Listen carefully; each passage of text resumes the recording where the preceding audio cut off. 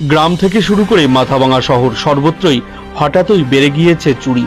একের পর এক চুরির ঘটনা ঘটে চলেছে মাথাভাঙায়। আতঙ্কে ভুগছে এলাকার মানুষজন। সকলেই এরপর নিজের বাড়িতেই বিপদ ঘটার আশঙ্কায় কাটা হয়ে আছেন। মাথাভাঙা এক ব্লকের বৈরাগীরহাট বাজার সংলগ্ন এক ব্যবসায়ীর বাড়িতে চুরির ঘটনায় চাঞ্চল্য ছড়ায় শনিবার সকালে। বাড়ির মালিক মদন বর্মন জানান, আজ সকালে ছেলেকে সঙ্গে নিয়ে বৈরাগীরহাট বাজারে কাপড়ের দোকানে যান। সে সময় বাড়িতে কেউ ছিল না। সেই সুযোগকে কাজে লাগিয়ে দুষ্কৃতীরা বাড়িতে ঢুকে আলমারিতে থাকা নগদ 50,000 টাকা ও সোনার গহনা নিয়ে পালিয়ে যায়। ঘটনায় ব্যাপক চাঞ্চল্য ছড়িয়ে পড়ে এলাকায়। এ বিষয়ে মাথাভাঙা থানায় লিখিত অভিযোগ জানাবেন বলে তিনি জানিয়েছেন।